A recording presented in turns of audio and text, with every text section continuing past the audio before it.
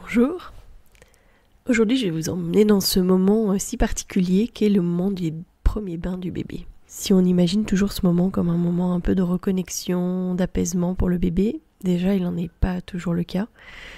Et il y a des bébés qui n'apprécient pas du tout ce premier bain. Ce premier bain qui est parfois donné dès le premier ou deuxième jour de vie. Aujourd'hui, j'aimerais vraiment revenir justement sur cette image ancrée de moments de pur bonheur et de détente pour le bébé, dans nos esprits, dans nos cœurs. Et j'aimerais justement qu'on revoie ensemble pourquoi est-ce que ce serait bien de remettre en question ce rituel pourtant bien intentionné qu'est celui du bain.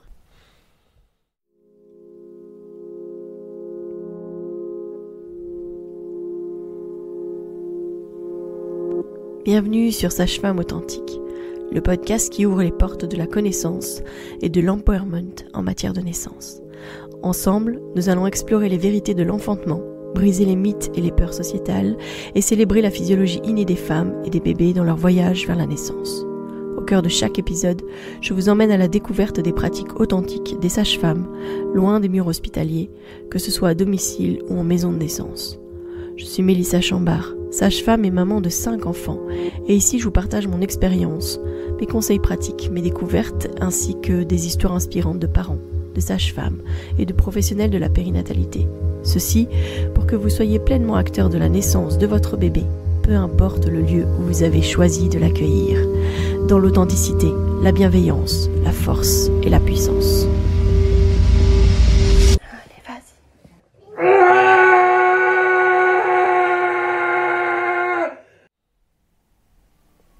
Alors dans cet épisode, je vais justement parler avec vous de pourquoi ce geste, ce soin qui a l'air totalement anodin et même rempli d'amour, pourrait ne pas être finalement bienvenu dans les tout premiers jours de vie de votre bébé. Parce que mon objectif aujourd'hui, c'est de vous éclairer sur les besoins physiologiques réels du nouveau-né et justement de vous encourager à repenser peut-être le timing et l'importance de ce premier bain. Alors quand le bébé vient au monde, il est souvent recouvert de cette substance blanchâtre, collante, un peu grasse comme ça, enfin bien grasse d'ailleurs.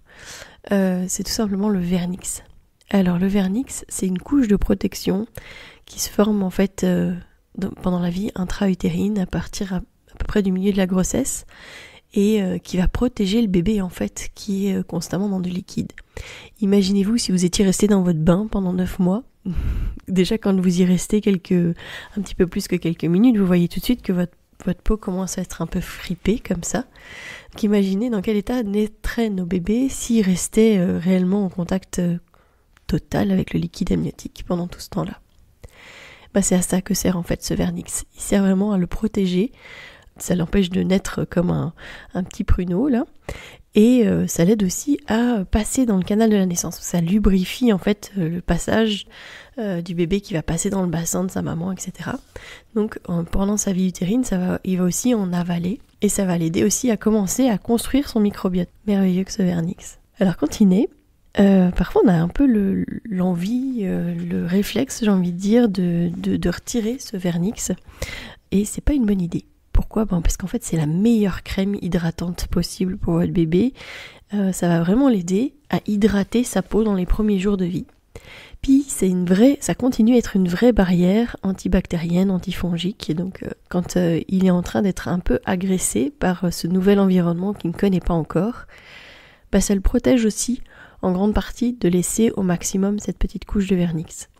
Alors le vernix, on va parfois très vite plus le voir, c'est-à-dire que dans les premières heures de vie, parfois nous à la maison de naissance, je vois des bébés qui naissent et qui sont vraiment blancs de vernix, et quand on revient les voir quelques heures après, il y a quasi déjà plus rien. Pourquoi ? Parce qu'en fait la peau a déjà absorbé une grosse partie de ce vernix, mais c'est pas pour autant qu'il n'a pas cette protection, c'est pas parce qu'on ne le voit pas que la barrière lipidique qu'il laisse sur la peau du bébé n'est pas bénéfique.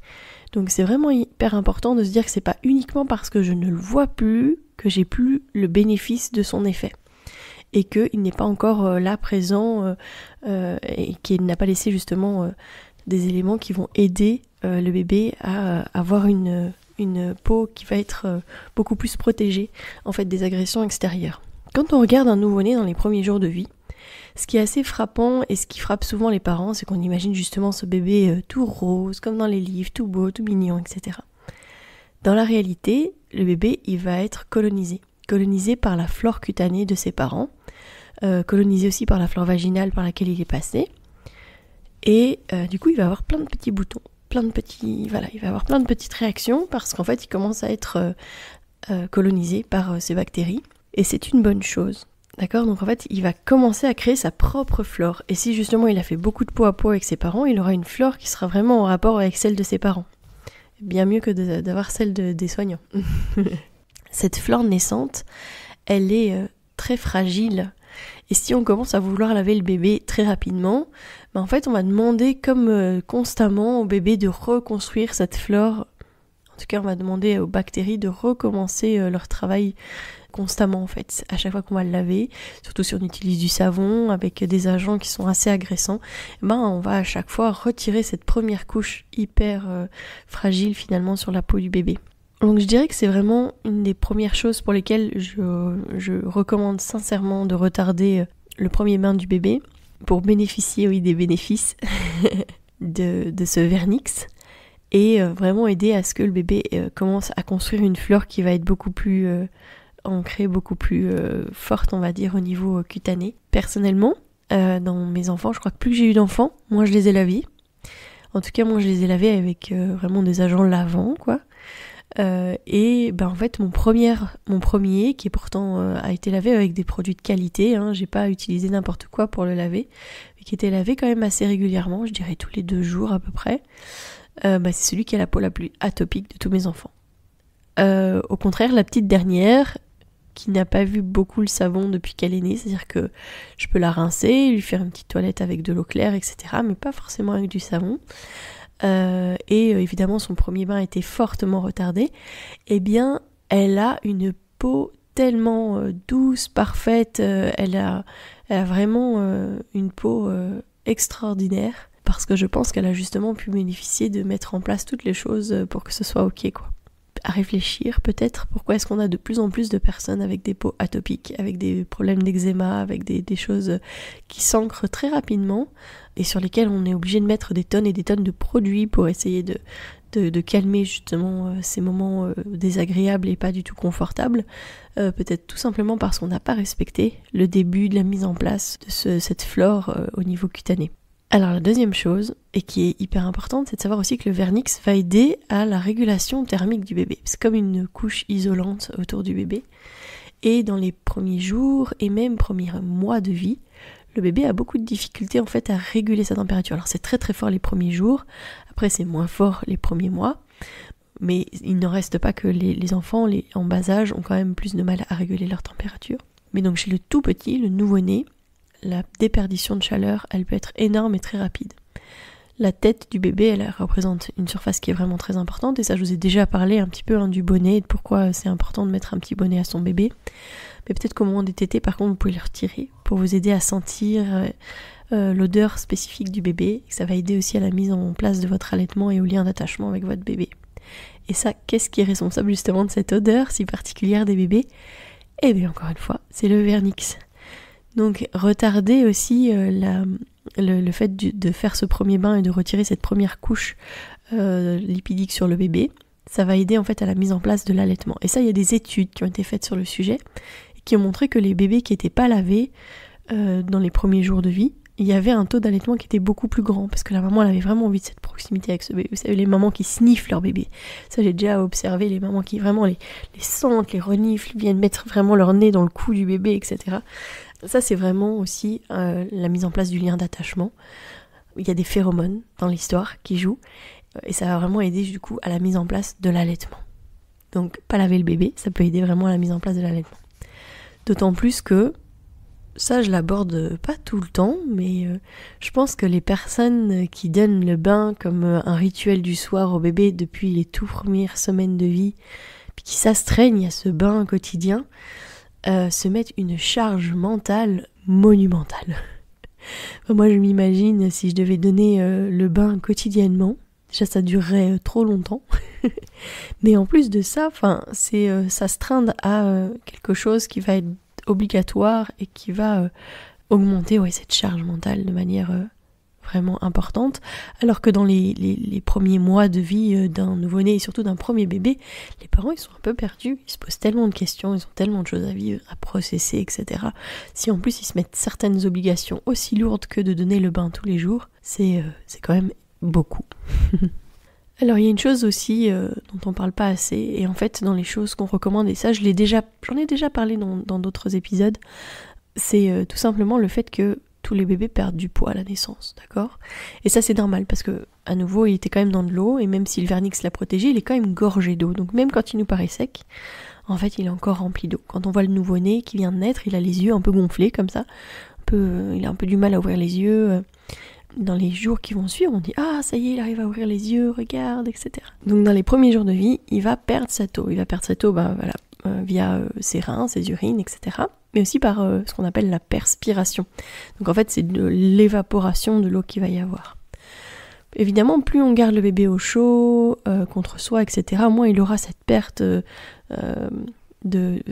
par tous les pores de sa peau, j'ai envie de dire. Il perdra, mais peut-être moins, mais il va quand même perdre du poids.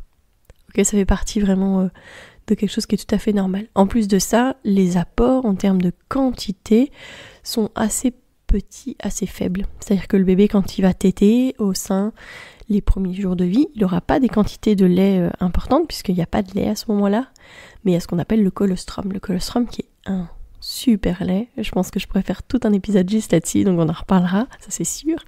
Il n'y a pas beaucoup en quantité, mais qualitativement, c'est extraordinaire. Mais donc, peu d'apport, mais par contre, il fait pipi, il émet son méconium, donc il a quand même plus de pertes qu'il a d'apport, en termes de poids, je veux dire. Donc logique à nouveau que le bébé perde du poids. Si en plus de ça, on lui fait utiliser de l'énergie en plus, et notamment, puisqu'aujourd'hui c'est le sujet, si on lui donne un bain, ça demande énormément d'énergie au bébé. Parce que un bain, c'est l'équivalent en termes de calories d'à peu près 2 tétés. Et je parle de 2 tétés efficaces, etc. Donc des bonnes grosses tétés. Donc l'équivalent de 2 tétés, c'est énorme pour un nouveau-né. Alors, sincèrement, pourquoi le mettre avec autant de difficultés ? Sachant qu'en plus, quand on fait ça un peu à la va-vite, notamment à la maternité, parce qu'on veut absolument vous montrer le bain avant que vous partiez de la maternité, c'est pas forcément dans de bonnes conditions au bon moment, c'était peut-être pas le bon moment pour le bébé, c'était le bon moment pour le soignant. Donc déjà, juste peut-être de demander à ne pas faire le bain à la maternité et à dire que vous le ferez à la maison avec votre sage-femme quand ce sera le bon moment, ça va déjà grandement aider votre bébé. Parce que le mieux qu'il a à faire dans les premiers jours de vie, c'est être contre vous, avec vous, tout près de votre sein, prêt à être allaité à tout moment, et c'est ce qui va être le plus serein pour lui. Et vous inquiétez pas, le bain, la sage-femme qui vous accompagnera à domicile pourra clairement vous accompagner dans la mise en place de ce premier bain, pourra même faire avec vous ce qu'on appelle un bain enveloppé, et donc un bain qui est beaucoup moins difficile pour le bébé, qui en général le vit de manière beaucoup plus apaisée, et ça aidera déjà beaucoup votre bébé. Si en plus de ça, vous attendez que votre bébé ait repris son poids de naissance, alors là, c'est le mieux, le top du top.